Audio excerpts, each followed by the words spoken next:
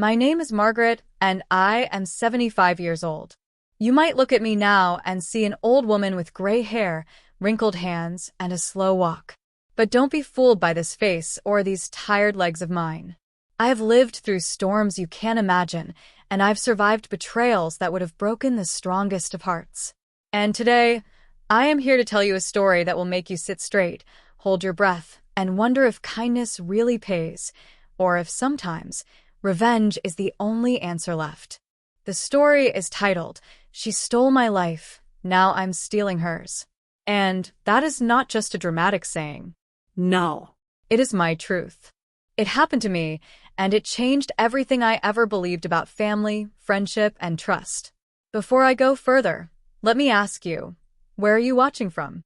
I want to know if you are sitting in your bedroom, or maybe in your living room with your family, or perhaps sneaking a little break at work. Because I want you to feel this story, not just hear it. I want you to see yourself inside it, to imagine how you would have acted if it was your life that got stolen. Now, let me introduce the characters in this tale, because a story is never complete without knowing who plays which role. First, there is me, Margaret, a woman who worked hard all her life, raising 3 children, loving one husband, and helping everyone who came her way. I believed in kindness. I believed that when you do good, good comes back to you. That was how my mother raised me back in the small town of Richmond, Virginia. I carried that belief with me everywhere, even when life threw pain in my face. Then there is Evelyn, my childhood friend, the woman I trusted the most. She was like a sister to me, though she wasn't my blood. She came into my life when we were both just 12 years old, shy little girls in the same church choir. We shared secrets, dreams, and even clothes. If I had food, she had food. If she had money, she shared it with me. At least, that's what I thought back then. But life has a way of revealing who people really are. Next is my late husband, Thomas. A tall, handsome man with a smile that could calm any storm. He was my safe place, my best friend, my partner for over 50 years. We built a life together, a house, children, memories, and dreams. But as you will come to see, even love can be tested when betrayal walks into the room. And then there is the rest of my family, my children, Michael, Sarah, and David. They each play a role in this story, whether they know it or not. Because when someone steals your life, it isn't just you that suffers. Everyone around you feels the cut of the knife, too. Now, let me take you right to the heart of the story. The highest peak. The moment that tore my world apart. It was a summer evening, the kind where the sun set slowly, painting the sky in orange and pink. I was sitting in my backyard, sipping iced tea, when my neighbor knocked on my door. She looked nervous, shifting from one foot to another. "Margaret," she said, "I don't know if I should be the one to tell you this, but you need to know. Evelyn, she's been living your life." At first, I didn't understand. How could someone live my life? I laughed, thinking it was some kind of joke. But she wasn't laughing. She told me things that made my hands shake so hard I almost dropped my glass. Evelyn had been telling people in town that she was me. She was dressing like me, walking into places I usually went, and even, God help me, spending time with my husband in ways that no friend ever should. I could not breathe. My chest felt heavy. My whole body turned cold. Evelyn, my friend, my sister in everything but blood, had stolen my life. She had stolen my place in my own home, my trust, and worst of all, my husband's loyalty. Do you understand what that feels like? To give someone everything, your heart, your kindness, your friendship, and to have them take it, twist it, and use it against you? I remember sitting there, shaking, the words echoing in my head. She stole my life. And in that moment, something inside me shifted. I wasn't just a kind old woman anymore. I wasn't just Margaret, the quiet grandmother who baked cookies on Sundays and prayed every night. No. I became something else. I became a woman ready to fight back. I whispered to myself that evening, "She stole my life, now I'm stealing hers." And that is where the fire began. But wait. Before you think I am a cruel woman, let me take you back. Let me tell you how it all started so you understand why kindness matters, why betrayal cuts so deep, and why revenge sometimes feels like the only medicine left. When I was a little girl, my mother always said, "Margaret, be kind. Kindness is a seed. Plant it, and one day, you will harvest joy." I believed her. I believed it so strongly that I lived my whole life by it. That is why when I met Evelyn at church, I shared everything with her. She was poor, her family struggling, so I gave her my clothes, my lunch, my time. When she cried, I held her. When she had nowhere to go on Christmas, she spent it with us. My mother used to say, "That girl is like another daughter in this house." As we grew older, our lives seemed to take different paths. I got married to Thomas, and we built a family. Evelyn never married. She said she didn't need a man to make her happy, but she was always around. At birthdays, weddings, holidays, Evelyn was there. My children called her Auntie Evelyn. She was family. But little by little I began to notice something. When I wore a new dress, suddenly Evelyn had the same dress the next week.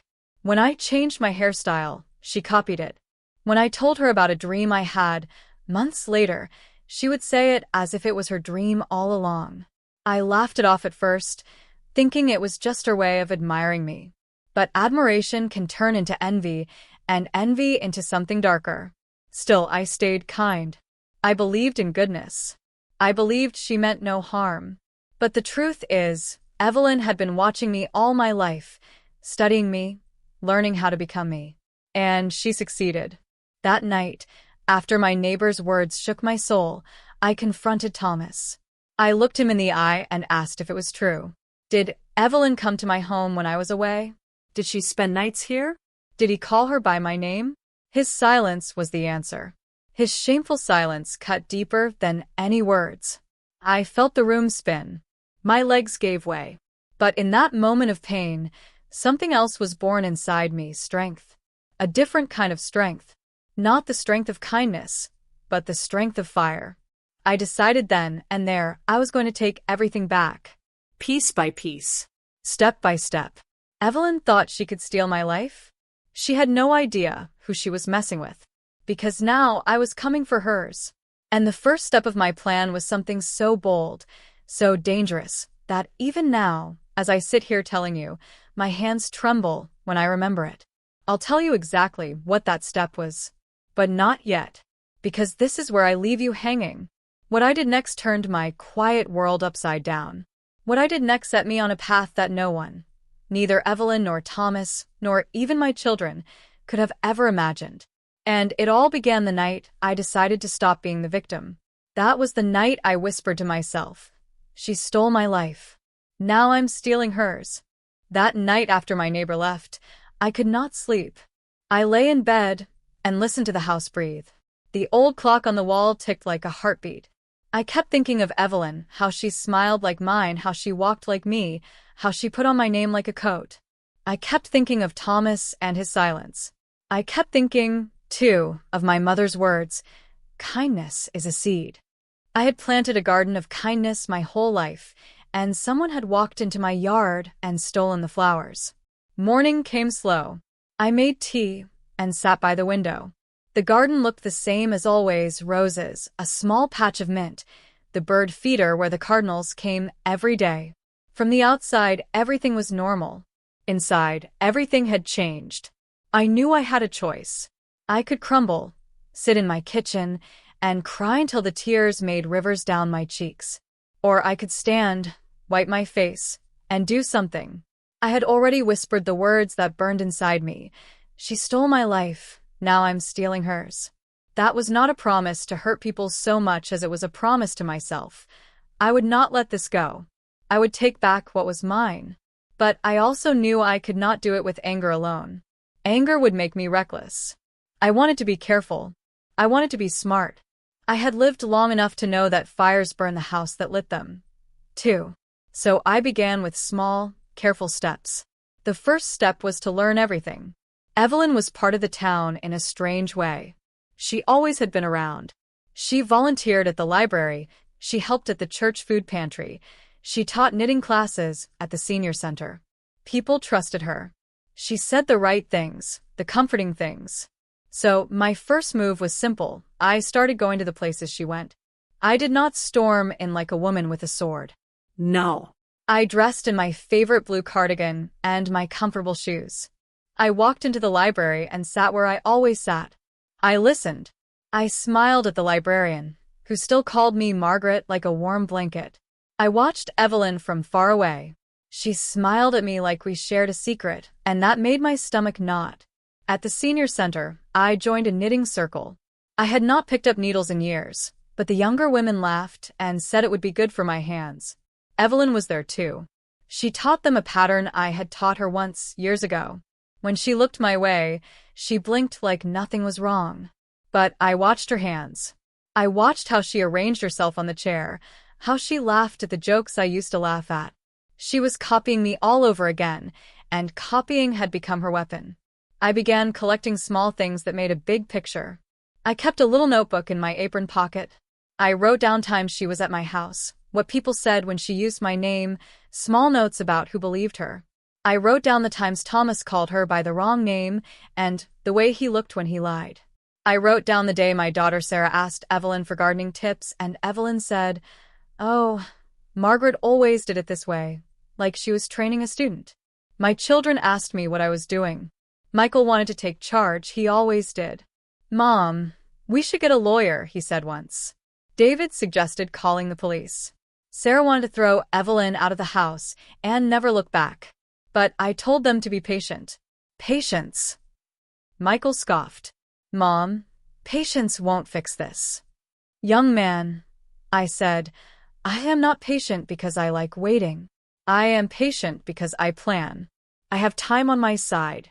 I was not born yesterday." They argued. They were scared. They loved their father and their grandmother and didn't want to see their family torn apart. They did not yet understand the long, slow work I had in mind. I had been kind to many people my whole life, and kindness had a way of making you small when someone else was loud. But I had also learned how to be steady, how to make small moves that add up. I would use these moves now. One small move was to speak quietly with people who mattered. I started with neighbors. Not to gossip or to spread hate, but to tell the truth quietly. I told my neighbor Mrs. Hanson that Evelyn had been claiming my stories as her own. I told the pastor that perhaps it was time to remind people what honesty was. I did not shout. I only reminded. Another small move was to go through old things. I sat at my kitchen table and opened old photo albums, letters, cards from when Thomas and I were young. When we were early in our marriage, I kept every ticket stub from the movies, every note he ever slipped into my purse. I took photos of these things with my phone. I would need proof of who I was and who we had been. Memories are sticky. They stay with you if you hold on. Most important of all, I talked to myself in the mirror. I told myself that being kind did not mean being weak. I told myself that I could be gentle and fierce at the same time. I told myself that I could make right the things that were wrong without becoming mean. After a week of small moves, something bigger called me. The town had an annual summer gala. It was the kind of night where everyone dressed up and ate too many little sandwiches. The town honored volunteers. Evelyn had been working hard to be the face of the gala for months. She wanted to be the one the paper would photograph. She wanted the applause. She wanted the name on the program. Margaret put her heart into this. And the last part was what she was trying to steal. When I found out she would be the guest of honor, I felt my breath catch. It felt like a test. If she stood on that stage and pretended to be me, telling my stories as if they were hers, the town would begin to believe her more deeply. That could not happen. Not without me being there. So I decided to go. Not to shout, not to point fingers. I would go quietly, dressed in my simple best. I planned a small, brave thing. I would sit near the stage and listen. I would let her speak. Then, when the moment was right, I would stand and tell a truth. One true thing about the friendship that only I could know. One small truth could crack a lie. On the night of the gala, I wore a blue dress I had kept for special times. My hands shook as I pinned my hair. Michael drove me. He pretended to be grumpy, but he held my hand as we walked into the hall. The room shimmered with fairy lights. Laughter swirled like music. People greeted each other and spoke of corn harvests and church bake sales. Evelyn stood near the stage like a bird on a wire, bright and composed. She wore the same smile I used to wear at these events. The mayor spoke first. Then came the awards. When they called Evelyn's name, the room applauded. She went to the stage with a head held high. I watched her with steady eyes. She spoke about community, about giving, about how kindness can change a life. People cried and clapped. I felt a pang. She was using my words sometimes. Little lines I had said in years past, but she said them with a confidence that made people believe she invented them. Then came the moment I had been waiting for. She told a story about helping an elderly woman who lived alone. She spoke of tea and biscuits and late-night phone calls. She told it like it was her memory. I sat very still. My heart thudded. My throat felt dry. When she finished, people gave her a standing ovation. The lights made her hair shine like mine used to shine. I felt something cold trickle in my chest. That is when I stood. I walked slowly to the stage. Every head turned. Some faces were surprised. Some looked angry for me. Evelyn looked at me with an expression that tried to hide fear. Thomas was at my side. He raised his eyes to me, and his face was a map of guilt. I took the microphone. My voice was steady. I spoke plain and true. I told the story she had just told, but I told it as it happened to me. I spoke of a night years ago when I had sat up until midnight holding a friend's hand through a fever. I told about the tea, the biscuits, the whispered prayers. I told the names and the dates. I did not scream. I did not cry. I only spoke the truth. The room grew quiet like a held breath. Some people looked confused. Others shifted as if waking from a dream. Evelyn's smile cracked. She opened her mouth and closed it again. Then something I could not have planned happened. From the back of the hall came a shout. A man I did not know stood up and pointed at me. "Liar," he cried. "That old woman is lying. That story is mine to tell." He spoke with a voice like thunder. A room of people gasped. A few voices rose in argument. Some people said, "Let her speak." Others shouted, "Who is she to take the stage?" Confusion made the air thick. I felt my children close around me, like a shield. Thomas looked like a man about to be torn. Before I could say another word, police officers walked in. They were there because someone had called them, someone who had been listening and ready to protect Evelyn's story. I could see the blue lights flicker on the windows like strange butterflies. I looked at Evelyn. Her face was white as milk. She did not cry. She smiled a small, cruel smile that said she had planned this. She wanted the police here. She wanted witnesses. She wanted the stage. She had always been a woman who loved the theater of life. I held the microphone tight. My heart beat like a drum. I felt the weight of my choices like the weight of a heavy coat. I had stood up to tell the truth. But the truth had landed like a stone in a pond, and the ripples were already too big. The officer stepped forward and spoke to me in a voice that was polite but firm. "Ma'am, we've had a complaint. We need to ask you to step outside for a moment." I felt the room spin. People began talking at once, voices tangled in a net of surprise. Thomas stood, his face pale. Evelyn watched with the patience of a spider waiting for its fly. I followed the officer outside. The night air hit me like a cold hand. Lights from cars washed the ground in quick, moving shadows. Michael came out behind me, angry and scared. He asked the officer why this was happening. The officer said something about a disturbance. "Disturbance?" I said, surprised by the sharpness in my own voice. I told the truth. The officer looked at me with tired eyes. "Ma'am, we have a complaint that you are causing a public disturbance and using the microphone without permission. We need to sort this out."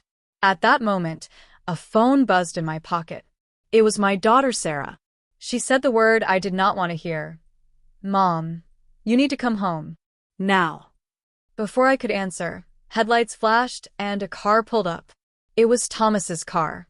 He stepped out, his hands trembling, and he spoke to me in a voice that was almost a whisper. "Margaret," he said, "there's something you have to know." His eyes looked like the eyes of a man who had been carrying a secret too heavy for his shoulders. Then, as the officer turned to look at Thomas, someone screamed from inside the hall. The sound cut through the night like a knife.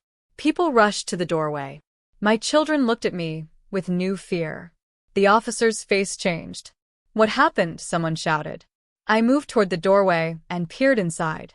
The hall was a whirl of bodies. People clustered near the stage. Chairs were knocked over. Someone pushed past me, and I nearly fell. Then I saw Thomas. He was on the floor at the foot of the stage, his face ashen, his hand clutching his chest.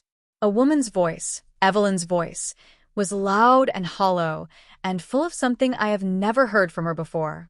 "Call 911, she cried. My heart flew into my throat. I tried to move faster, but my legs felt like pillows. I reached for Thomas, and my son Michael reached before me. In the chaos, a man shouted, "He's not breathing." My breath left me then. The world turned slow. I felt the ground drop away. My children formed a protective ring, shouting his name, hitting his chest. People knelt. Someone slapped their face to try to wake him. The officer was on the radio, calling for help. In that wild moment, with sirens beginning like distant wails, with voices crying and children screaming, I thought I would faint. I thought the whole night would dissolve into a bad dream. I thought of the words I had spoken into the microphone. I thought of Evelyn's face, white and frightened, and perhaps something else underneath. Then, just as the ambulance lights blinked red and blue down the street, Evelyn bent toward Thomas and whispered something in his ear. Her lips moved close to his face like a secret sharing. No one could hear what she said over the noise. I couldn't either. Everything collapsed into a single cliff edge. The ambulance doors flew open. Men lifted Thomas onto a stretcher. I grabbed his hand as they put him in, and for a second he squeezed my fingers like he used to when we danced slow at our wedding. Then the doors slammed shut. They drove away with the siren wailing. The hall stood silent as I held breath. People looked at Evelyn and at me. The world was changed. I stood in the parking lot with the officer and my children and the ghosts of what had been said. I did not know what would happen next. I did not know if Thomas would live or if everything we had was gone. I did not know if Evelyn had planned this or if it was a terrible coincidence. But the one thing I knew was clear in my bones. My small, careful plan had already pulled at a thread that tangled the whole town. What I had tried to start as truth-telling had turned into something much larger and much more dangerous. The ambulance lights blinked away in the darkness, and the town held its breath. That was where I left the night. That was where this chapter ends, at the moment when the man I loved was being driven away with a siren shouting through the cold. And I was left standing under the stars, the words still inside me. She stole my life, now I'm stealing hers. But the night had other plans. The next step would be worse than I had imagined. Do you want me to continue with Chapter 3, where we find out what the hospital says about Thomas, and the first crack in Evelyn's calm life appears? The ambulance disappeared into the night, its siren echoing through the streets like a cry that wouldn't stop. I stood in the parking lot, frozen, as if the ground beneath me had grown roots that tied me down. My son Michael put a hand on my shoulder, trying to steady me. Sarah was crying, her face buried in her scarf, while David kept pacing like a caged lion. People were still murmuring in small groups near the hall, whispering, staring at Evelyn and at me as if the two of us were two sides of a coin they couldn't tell apart. Evelyn didn't cry. She didn't run after the ambulance like I did in my heart. She simply stood there, her arms folded, her face calm, too calm. The calm of someone who knew something the rest of us didn't. And I couldn't forget how she bent down and whispered in Thomas's ear before the ambulance door shut. That image stuck to me like a shadow I couldn't shake. We rushed to the hospital, my children and I. The ride was quiet except for Sarah's sobs and the sound of Michael's foot pressing the gas too hard, making the tires whine on the road. I clutched the old rosary beads I carried in my purse. I wasn't even Catholic, but the beads were a gift from my grandmother, and I believed they carried some kind of protection. When we arrived, the hospital smelled of disinfectant and old coffee. The lights were too bright, the chairs too hard, the hallways too empty. They took Thomas into the emergency room and we waited. Waiting is the hardest thing when you don't know if the person you love is breathing or not. Hours passed like years. Sarah prayed. Michael argued with the receptionist about why it was taking so long. David stared at the floor with clenched fists. And me? I just sat there, still as stone, replaying Evelyn's whisper in my mind. Finally, a doctor walked out. He was tall, with tired eyes. His face gave me no comfort. "Are you the family of Mr. Thomas Green?" he asked. "Yes," I said quickly, standing so fast my knees cracked. The doctor sighed, then nodded. "He's stable for now. He suffered a heart attack, but we managed to get his heart beating again. He's weak. He'll need surgery soon, and a long recovery. You can see him, but only one at a time." My knees almost gave out with relief. Stable. That was enough for me to breathe again. I pressed my rosary beads to my lips and whispered, "Thank you, Lord." Michael went in first, then Sarah, then David. When it was finally my turn, I walked into the room where Thomas lay. He looked pale, fragile, with tubes in his arms and machines beeping around him. My strong husband, the man who once carried me through the doorway of our first home, looked like a broken bird. I sat by his side and held his hand. His eyelids fluttered open. He tried to speak, but the words came out rough, like dry leaves. "Margaret," he whispered. "I'm here," I said softly, brushing his forehead. He looked at me with watery eyes. "I'm sorry." Those words hit me harder than anything. Sorry. Sorry for what? For Evelyn? For the lies? For the nights he spent with her when I wasn't looking? Or was he sorry for the years he let her creep into our lives, until she was almost wearing my skin? I leaned close. "What did she whisper to you, Thomas? Tell me." His lips trembled, but before he could speak, the nurse walked in. "Time's up, ma'am. He needs rest." I wanted to fight her, to beg for more time, but Thomas closed his eyes again, too weak to stay awake. So I kissed his forehead, whispered, "We'll talk later," and walked out. When I stepped into the waiting room, Evelyn was there. She had come, of course. She sat like a queen on one of the plastic chairs, her legs crossed, her hands folded neatly. When she saw me, she smiled, a thin smile, the kind you give an enemy to remind them you're still in the game. "How is he?" she asked sweetly, like butter wouldn't melt in her mouth. I wanted to slap that smile right off her face, but I didn't. I stood tall and said, "He's alive. And that's more than you expected, isn't it?" Her eyes narrowed for just a moment, then she laughed lightly. "Oh, Margaret, don't be so dramatic. I care for Thomas too, you know. You're not the only one who loves him."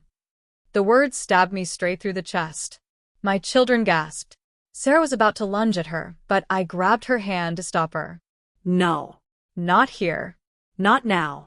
Evelyn wanted a scene. I wouldn't give it to her. Instead, I leaned close and whispered so only she could hear, "You stole my life, Evelyn.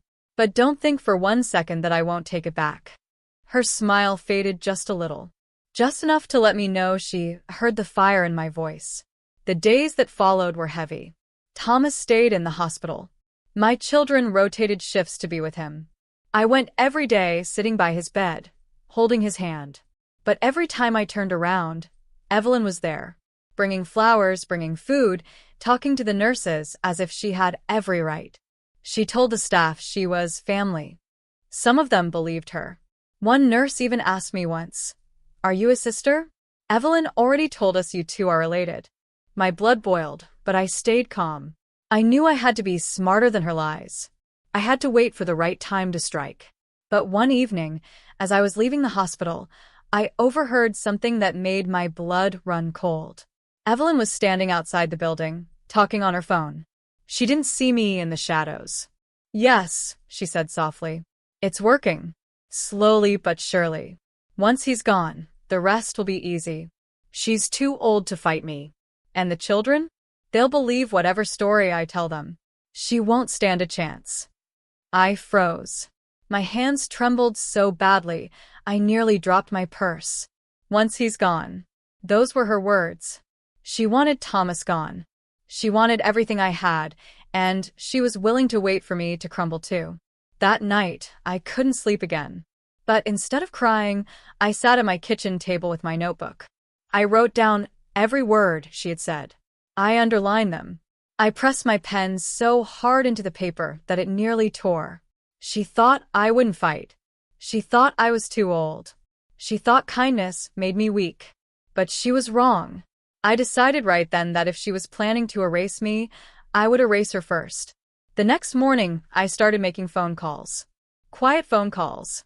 To people who owed me favors. To friends who trusted me more than her. To folks who had seen things but were afraid to speak. I told them the truth. I told them Evelyn's lies were spreading, and I needed their help to stop her. Most people were shocked. Some didn't believe me at first. But a few, just a few, looked me in the eye and said, "We've seen it too, Margaret. We've wondered." That was all I needed. A seed planted. Seeds grow, and I knew soon Evelyn's web of lies would start to unravel. But before I could make my next move, another blow came crashing down. One night, as I sat by Thomas's hospital bed, his eyes opened wide, and he grabbed my hand with surprising strength. She poisoned me," he whispered hoarsely. "Evelyn, she—" Before he could finish, the machine beside him beeped wildly. His chest heaved. Nurses rushed in. Alarm screamed. They shouted for me to step back. I froze, my heart pounding. My husband's body shook violently as they tried to stabilize him. Sarah screamed from the hallway. Michael was shouting at the doctors. David tried to hold me up because my knees gave way. Through the chaos, I looked once more at Thomas's face. His lips moved, but no sound came out. Then his hand slipped from mine. The room went white. And that is where I must leave you for now. Because at that exact moment, I didn't know if Thomas was alive or dead. I didn't know if his last words were true, or if I had only imagined them. And I didn't know how far Evelyn had already gone. But I knew this. The battle had only just begun. The machines screamed in that hospital room like metal voices. I pressed my hands together, whispering a prayer, though the words stumbled out of me like broken glass. Nurses pushed me back. Doctors shouted codes I didn't understand. My children cried out, "Dad, Dad, stay with us." I felt like I was drowning, watching Thomas's body jerk as the paddles shocked his chest. My heart screamed louder than the machines. "Don't you leave me, Thomas." Not now. Not when the truth is finally showing its face. Then beep. Beep. Beep. The flat line broke into a shaky rhythm. His chest rose. His eyelids fluttered. The doctors exhaled as if they had just pulled him out of the grave. "He's stable again," one said, sweat dripping from his brow. "But he's weak. Very weak. If this keeps happening, he may not survive another attack." They pushed us out of the room. I stumbled into the hallway, clutching the wall like it was the only thing holding me up. Sarah clung to me, crying into my shoulder. Michael was furious, punching the air as if he could fight death itself. David just stood silent, his eyes red, his fists clenched so hard his knuckles looked white. I could still hear Thomas's last whisper ringing in my ears.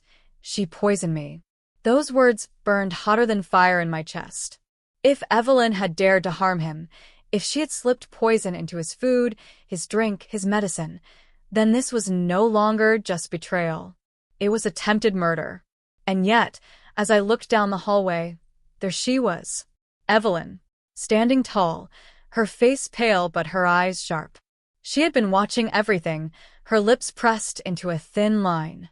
When our eyes met, she didn't flinch. Instead, she tilted her head slightly, as if daring me to make a move. I wanted to scream her name, drag her down the hallway, and shout, "You did this." But no. Not here. Not without proof. Evelyn was a snake, and snakes were clever. If I moved too soon, she would slip out of reach again. That night, when I finally returned home, the house felt haunted. Every shadow looked like her. Every creak of the floorboards sounded like footsteps. I sat at the kitchen table with my notebook, staring at the words I had written. "Once he's gone, the rest will be easy." I knew I needed more than words on paper. I needed evidence. Proof that Evelyn was poisoning him. Proof that she was the one behind all this. The next morning, I called in a favor from an old friend, Detective Harris. We had gone to church together for years, and though he was retired, he still had connections.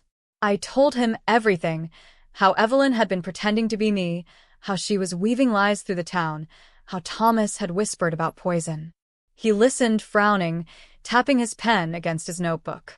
"Margaret," he said finally, "this is serious. But if you're right, we can't go in with just suspicions. We need evidence. Do you understand? Hard evidence." "I understand," I said, my voice steady. "Tell me what to do." He leaned forward, lowering his voice. "Watch her. Watch everything. If she's poisoning him, there will be traces on his food, his drinks, maybe even in his prescriptions. Collect what you can, and don't let her know you're on to her." I nodded. A plan was forming in my mind. For 75 years, I had lived as a kind woman, planting seeds of goodness. But now? Now I was a hunter, and Evelyn was my prey. That evening, I went back to the hospital. Evelyn was already there, sitting beside Thomas's bed, smiling at the nurses, her hands folded neatly in her lap. She looked like an angel. But I knew better. I walked in with a basket of food, sandwiches, fruit, and tea. "Thomas always liked my homemade iced tea," I said loudly, making sure the nurse heard me. Evelyn smiled, but her eyes narrowed.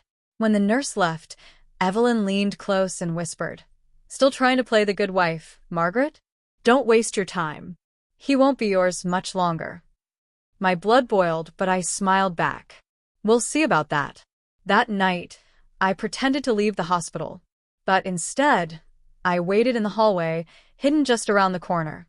I watched as Evelyn pulled a small vial from her purse and poured a few drops into Thomas's water cup. She looked around to make sure no one was watching, then smiled and walked out. My hands shook, but I stayed quiet. The moment she disappeared down the hallway, I rushed in. I grabbed the water cup with a napkin and slipped it into my bag. Proof. At last, proof. The next day, I called Detective Harris. He sent the cup to a friend at the lab. When the results came back, my heart raced. Poison. A slow-acting poison.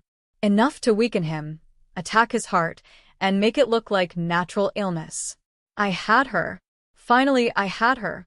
But the question was, what now? I couldn't just march into the hospital and shout it out. She would deny it, twist the story, and somehow make herself the victim. No. I had to be smarter. So I waited. I watched. I let her think she was winning. But Evelyn was more dangerous than I thought. 1 week later, I returned home to find my front door slightly open. My heart pounded as I stepped inside. The house was quiet, too quiet. I called out, "Hello?" No answer. I walked into the living room, and that's when I saw it.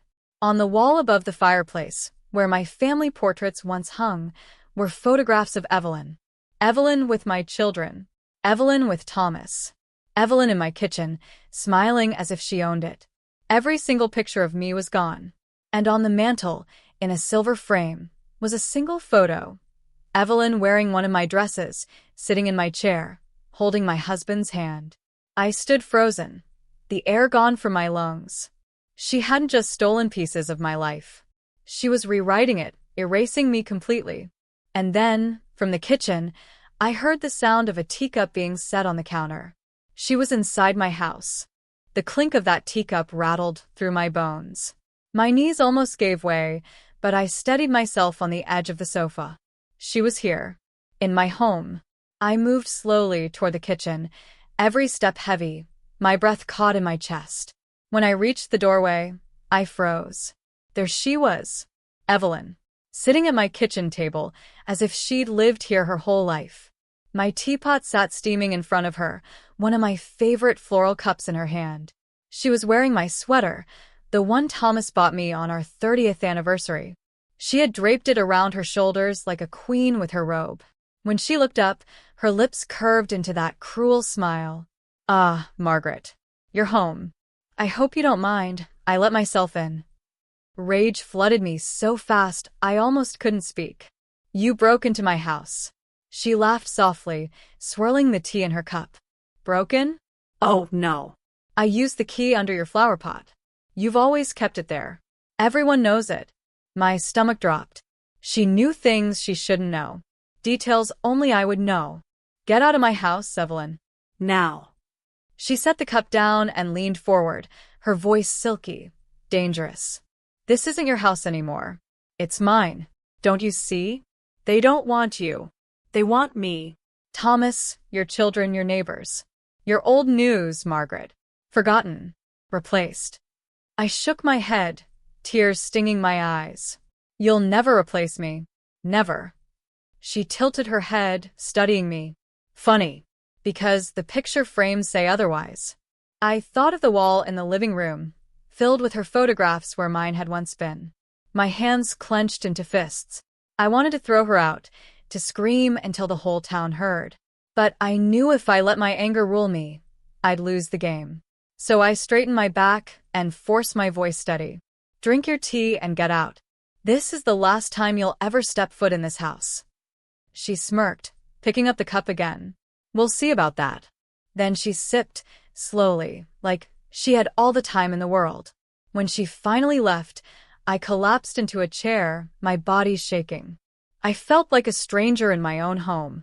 Her scent lingered in the air, her fingerprints on every surface. I wanted to scrub the whole house clean, but deep down I knew this wasn't about walls or furniture. It was about my life. And she was trying to steal it piece by piece. That night, I couldn't sleep. I paced the house, checking the locks 3 times over. My mind kept replaying the sight of her sitting at my table, wearing my sweater, drinking from my cup. It was more than trespass. It was war. The next morning, I went straight to Detective Harris with the photos from my living room wall. He shook his head, his jaw tight. She's escalating. She wants you to feel erased. She's in my house, Harris. She's poisoning my husband. She's everywhere. How do I stop her? He leaned forward. We have the poison sample. That's enough to open an investigation. But Margaret, listen to me. This kind of woman doesn't go down easy. If she knows we're onto her, she'll fight back harder. Are you ready for that? I looked him dead in the eye. She stole my life, Harris. Now, I'm stealing hers. From that day, the war began in earnest. I started small. I followed her, quietly, carefully, watching where she went. She spent hours in my church, talking sweetly to the ladies' group.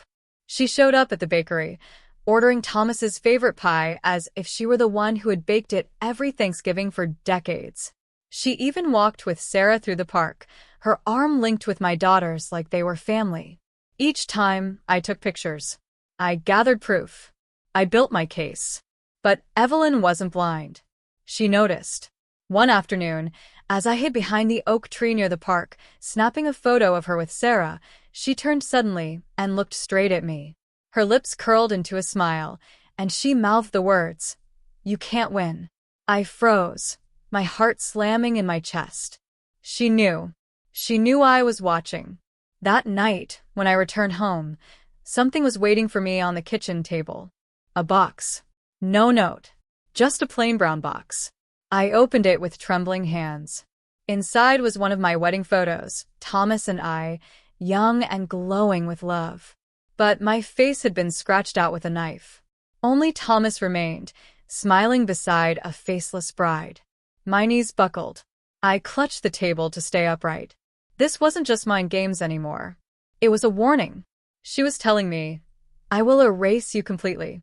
And then the phone rang. When I answered, the line was quiet at first. Then her voice came, soft and cold. If you don't stop, Margaret, the next thing I erase won't be a picture. It will be someone you love. I gripped the phone, my breath caught in my throat. Who? I whispered. Her laughter filled the line. Guess. The call ended, leaving me shaking in the dark. I knew then, Evelyn wasn't just after my life. She was ready to destroy my family to get it. I sat in the dark long after the phone went silent, my hands trembling so badly I nearly dropped the receiver. Her words echoed in my ears like a curse.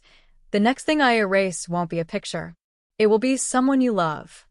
For the first time, true fear settled into my bones. She wasn't bluffing. Evelyn had already shown she was capable of poisoning Thomas. If she dared to threaten my family directly, I knew she was planning something darker. The first thing I did was call Sarah. When she answered, her voice was light, cheerful. She'd just tucked the grandkids into bed. I forced myself to sound calm, but inside my heart raced. "Sweetheart, lock your doors tonight. And keep the windows closed." She laughed softly. "Mom, it's safe here. Nothing ever happens in this neighborhood." I closed my eyes, gripping the phone tighter. "Please, Sarah. Do it for me." She hesitated, then finally said, "All right, Mom. I'll do it."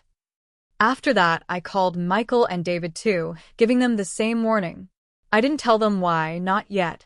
They already thought my fears about Evelyn were an old woman's paranoia. But I couldn't shake the feeling that time was running out. The next morning, I went to the hospital. Thomas was awake but weak, his voice barely above a whisper. When he saw me, tears filled his eyes. "Margaret, don't let her win." "I won't," I promised, holding his hand. "I've got proof now. She can't hide forever." But Evelyn was already 2 steps ahead. She strolled into the room not long after, carrying a basket of flowers. The nurses greeted her warmly, calling her so sweet and so devoted. She placed the flowers by Thomas's bed, smiling like an angel. But when her eyes met mine, her lips curved into a secret grin. She knew I had warned my children. She knew everything. That afternoon, I left the hospital early, uneasy. Something tugged at me, a mother's instinct that refused to quiet down. I decided to drive to Sarah's house, just to check. When I pulled up, the street was unusually quiet.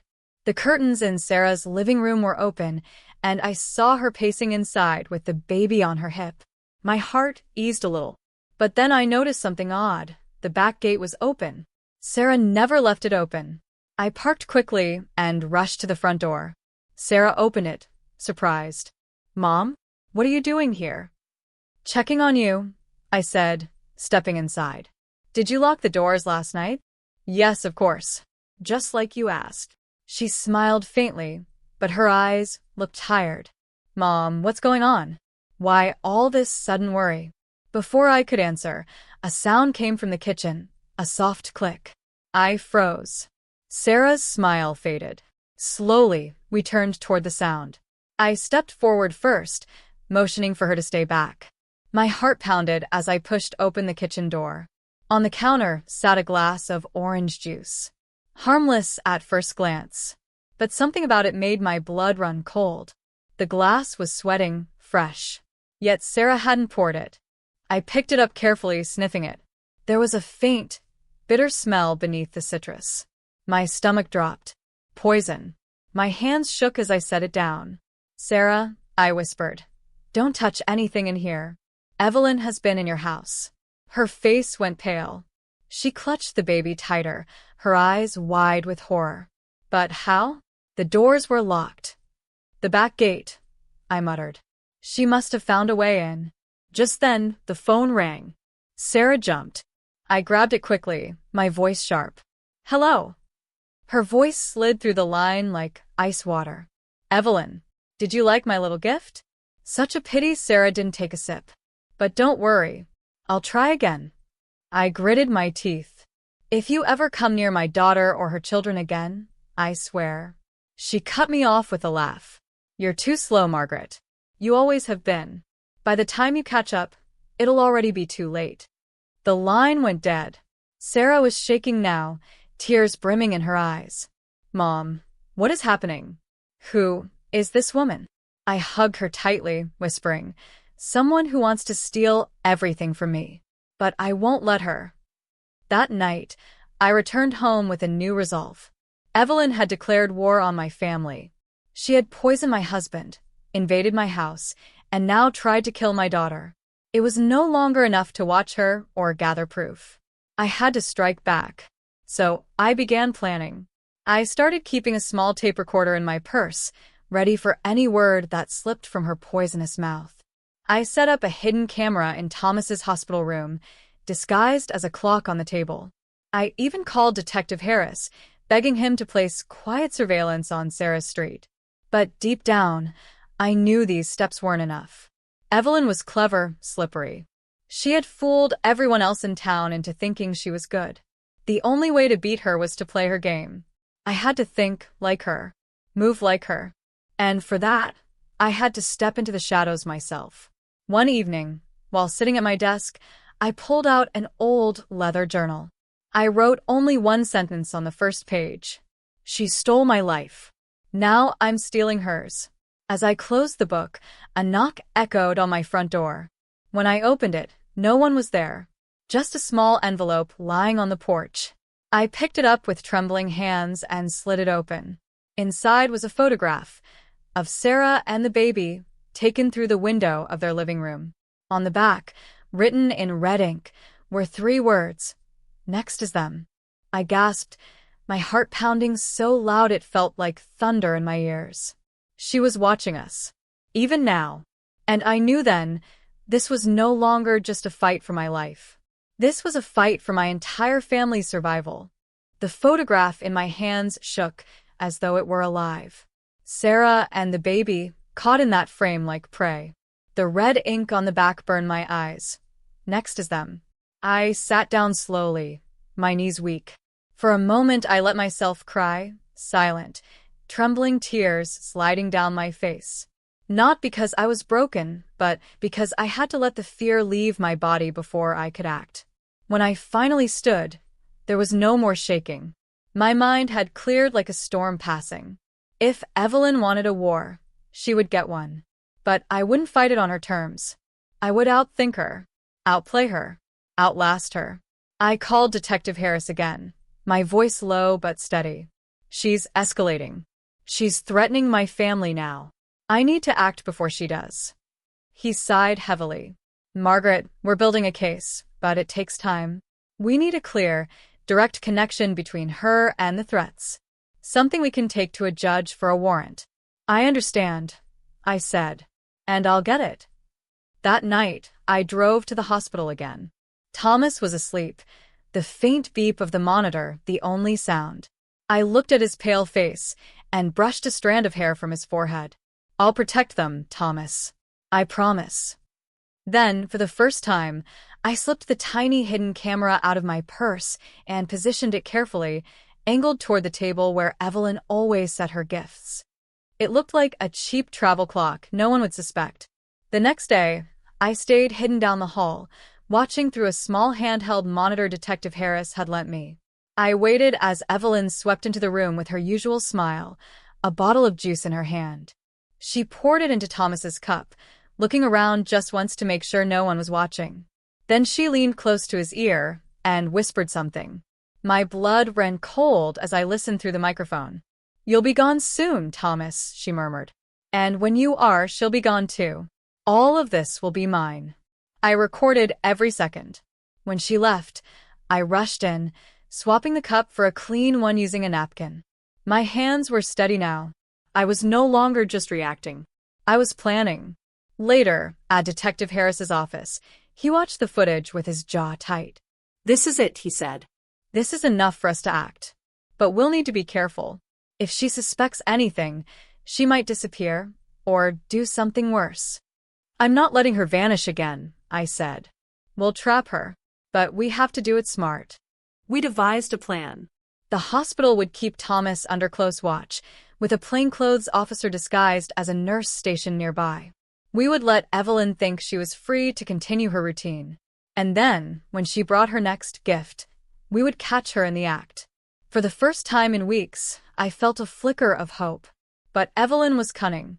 2 nights later, I was at Sarah's house again, helping with the baby. The air felt heavy, like a storm was coming. Around midnight, I heard a noise outside, a car door shutting softly. I peeked through the curtains and saw a shadow moving near the back gate. My stomach dropped. I turned to Sarah. "Take the baby and go to the bathroom. Lock the door. Don't open it for anyone but me." "Mom, what?" "Do it," I hissed. She grabbed the baby and ran. I slipped the small revolver from my purse an old keepsake from Thomas's father. Never thought I'd need it, and crept toward the kitchen. The back door knob turned slowly. My heart pounded, but my hand was steady.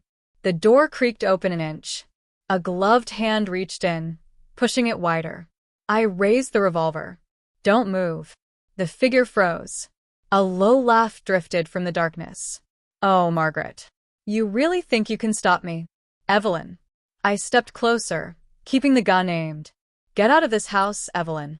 You're not touching my family." But she didn't move back. She stepped inside instead, her eyes glinting in the dim light. "Do you think they'll believe you, Margaret? They already think you're paranoid." Old. Weak. They believe me. "I'm the one they trust now." Not for long, I said. "I have proof."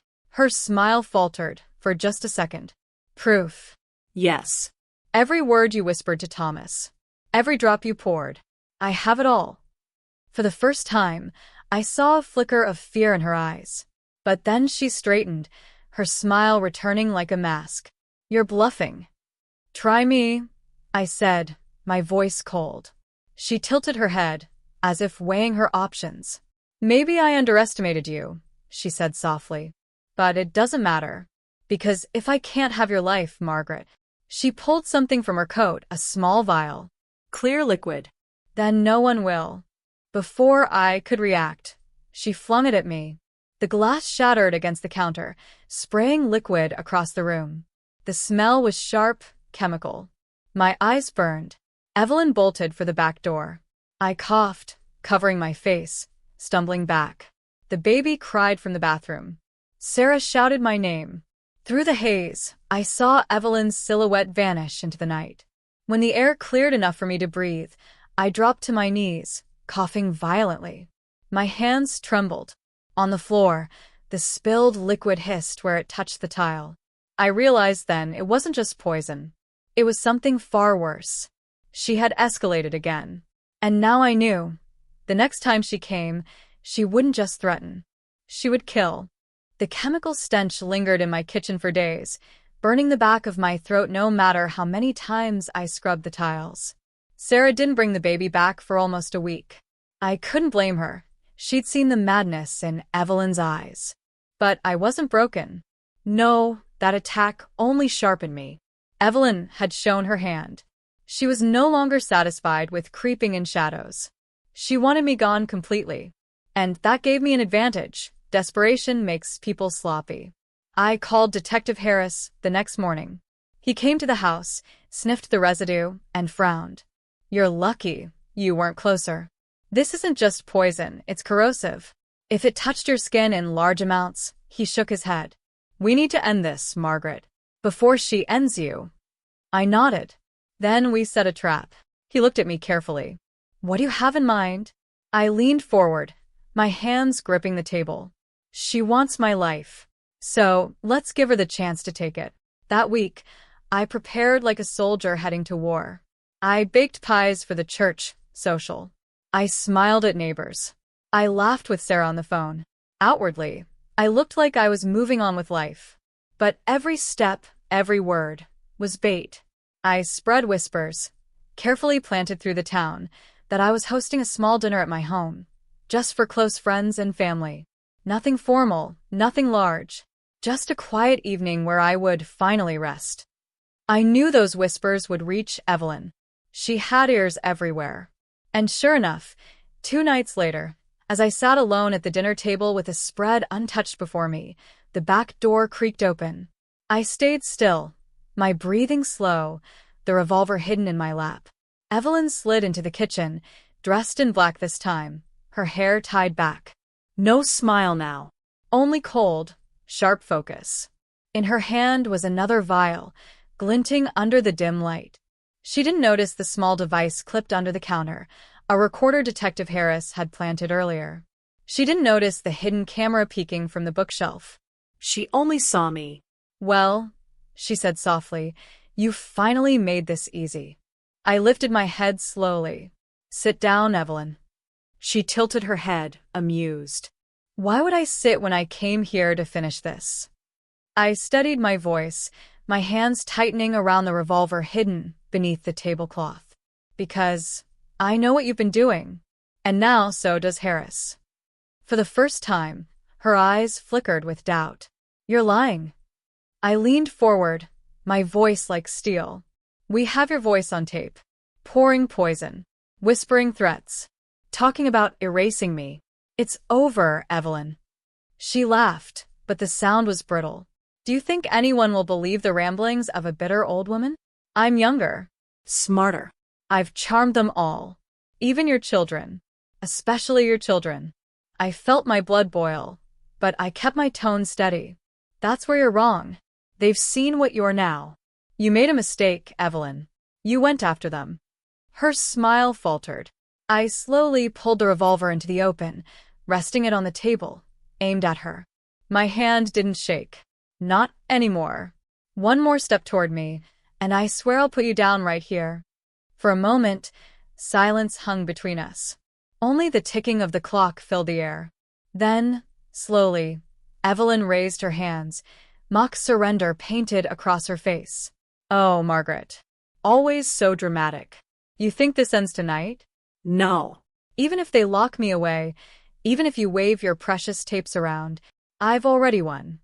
She leaned forward slightly, her eyes burning into mine.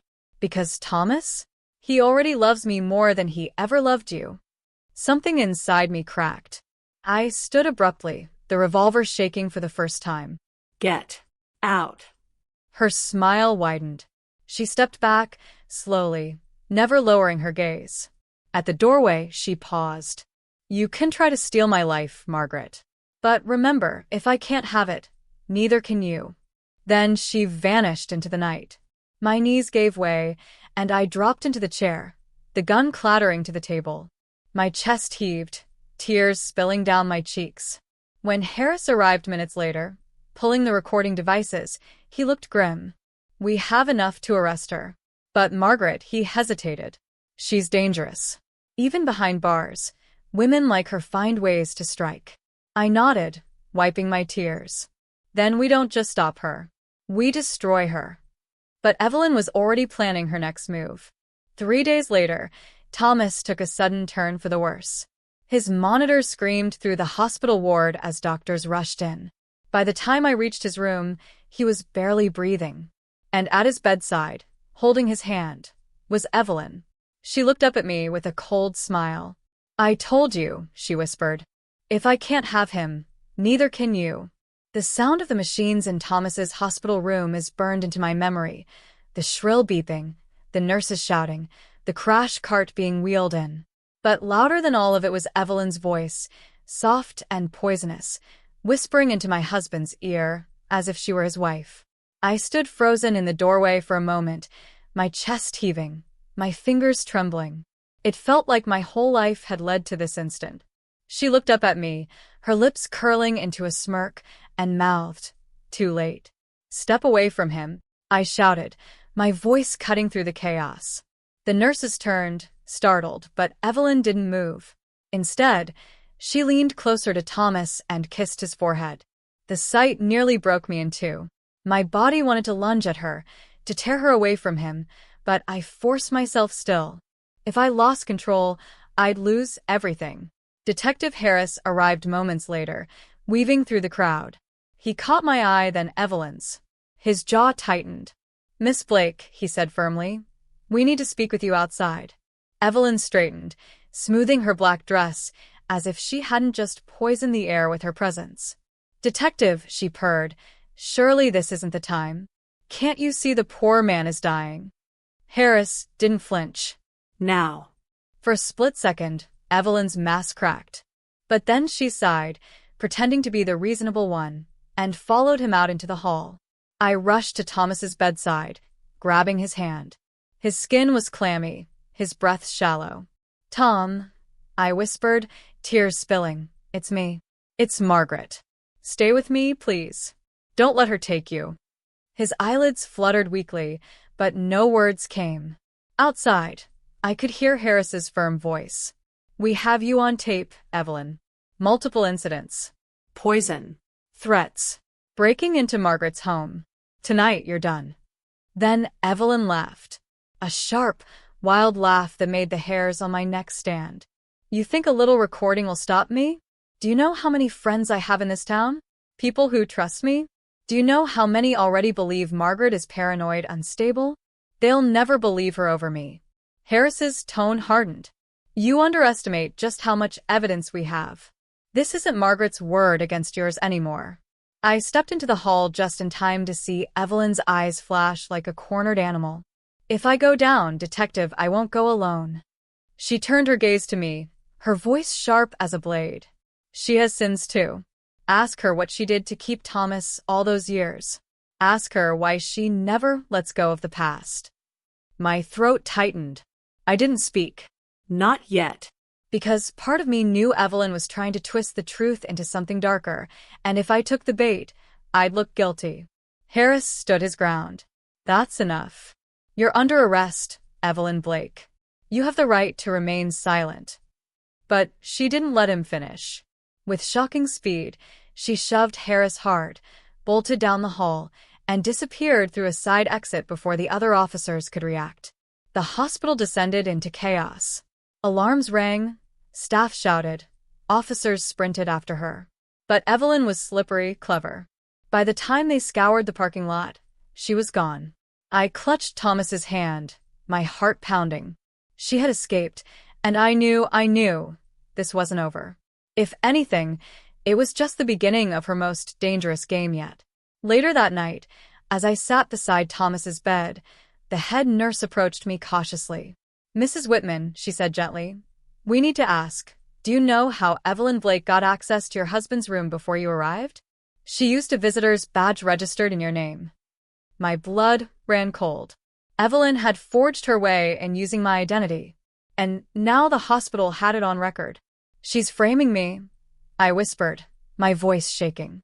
The nurse gave me a pitying look, as if she wasn't sure who to believe.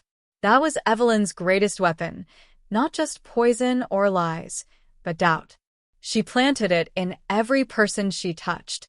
I returned to Thomas's side, but my mind raced. Evelyn wasn't going to stop until she stripped me of everything, my husband, my reputation, even my freedom. And that's when a terrifying thought struck me.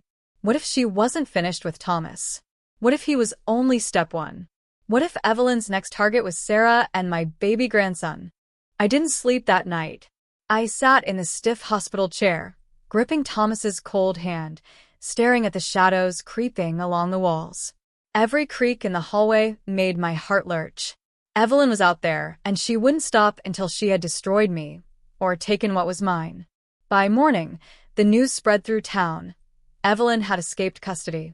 Some said she slipped into the woods by the river. Others swore she had help, that one of her friends from the community drove her away. But I knew Evelyn. She wasn't hiding. She was plotting. Detective Harris came to see me just after sunrise. His face was pale with exhaustion. We've set up patrols, Margaret. If she tries to come back here, we'll catch her. I shook my head. You don't understand. She doesn't hide. She strikes. As if to prove me right, my phone buzzed in my lap. Unknown number. My breath hitched as I answered. Her voice slithered through the line, low and calm. Good morning, Margaret. Did you sleep well? I did. In fact, I had the most beautiful dream. Sarah's little boy, giggling as I held him. Did you know he looks just like Thomas did when he was a baby? My blood turned to ice. If you touch them. Oh, I already have, she cut in, her tone mocking. They're so easy to find. So trusting. Just like you used to be. The line went dead. I shot to my feet, panic coursing through me. She's going after Sarah. Harris, we have to move now. Within the hour, we were at Sarah's house. The front door was ajar. My heart hammered as I rushed inside, calling my daughter's name. The living room was empty. The baby's toys scattered across the rug. A faint smell of perfume lingered in the air. Evelyn's perfume. I ran to the nursery. The crib was overturned. Blankets tossed to the floor. Sarah was gone. The baby was gone. I nearly collapsed, my scream echoing through the walls. Harris barked orders into his radio. Officers swarming the house. She's escalating. She's desperate. Margaret, she's not going to give them back willingly. Hours dragged like years as police combed through the woods, the roads, the abandoned farmhouses on the edge of town. I felt like my soul had been ripped out. Every second, I imagined Evelyn's cold hands cradling my grandson, whispering poison into Sarah's ear. Then, just as the sun began to dip, we got the call. A neighbor had spotted a woman in black leading Sarah and the baby toward the old church on Miller's Hill, the one long abandoned after the fire. I didn't wait for permission. I ran. By the time Harris and I reached the church, the sky was bruised purple. The doors creaked as I pushed them open, my breath ragged. Inside, the air smelled of smoke and mildew. Candles flickered along the pews, casting long shadows. And there she was, Evelyn. She stood at the altar, holding my grandson in her arms. Sarah was on her knees beside her, hands bound, tears streaming down her face. "Welcome, Margaret," Evelyn said sweetly, as if hosting a Sunday service. "You always wanted a family in church, didn't you? Well, here we are." "Let them go," I begged, my voice breaking. "This isn't you. You don't have to do this." Her laugh was sharp, hollow. "This is exactly me. Don't you see? You had everything, Thomas, children, a home, respect. And what did I get? Scraps. I've spent my whole life living in your shadow, but not anymore." She raised the baby higher, almost cradling him like an offering. "Tonight, Margaret, I take what's mine. Your daughter, your grandson, and soon your name." Sarah sobbed. "Mom, please." I stepped forward slowly, my hands out. "Take me, Evelyn. You hate me, not them. Let them go, and I'll give you what you want. My life, my name, my house, everything. Just don't hurt them." For a moment she faltered. Her eyes softened, almost human. But then they hardened again. No. "That's not enough. You need to feel what I felt. Empty. Alone. Stripped of everything that mattered." That's when Harris burst from the shadows, gun raised. "Drop the baby!" Evelyn shrieked, spinning around.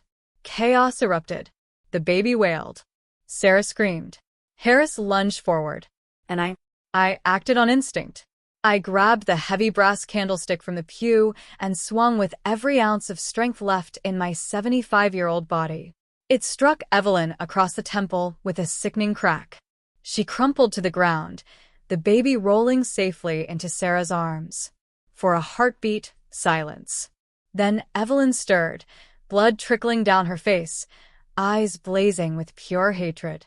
"You'll never win, Margaret," she hissed. "Even if you kill me, I'll haunt you forever." I stood over her, trembling, candlestick still in hand. My voice shook, but my words were steady. "No, Evelyn. This ends now." Harris cuffed her, dragging her to her feet as she screamed and thrashed. The baby sobbed in Sarah's arms, but he was safe. Safe. That was all that mattered.